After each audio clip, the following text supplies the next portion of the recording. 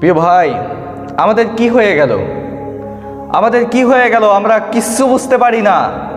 ওলামায়ে কেরামের এত ওয়াজ নসিহত, মসজিদের মেম্বারে বসে মসজিদের ইমাম এত বোঝাচ্ছে আপনাকে, প্রত্যেকটা দিন 5 ওয়াক্ত সালাতের আগে মুয়াজ্জিন আল্লাহু আকবার বলে আপনাকে আল্লাহ তাআলার ঘরের দিকে ডাকছে, আপনাকে হাইয়া আলাস সালাহ হাইয়া আলাল ফালাহ বলে নামাজের দিকে ডাকছে।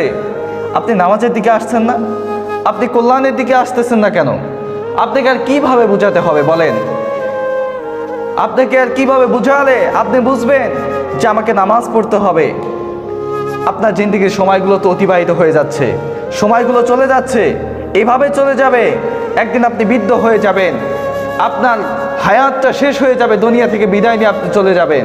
চাইলেও আর ওই কিয়ামতের ময়দানে, কবরের জগতে আপনি আল্লাহ তাআলাকে বলে আর আপনি চাইলেও দুনিয়াতে এসে আল্লাহ তাআলার কুদরতি পায় একটা সেজদাও দিতে পারবেন না।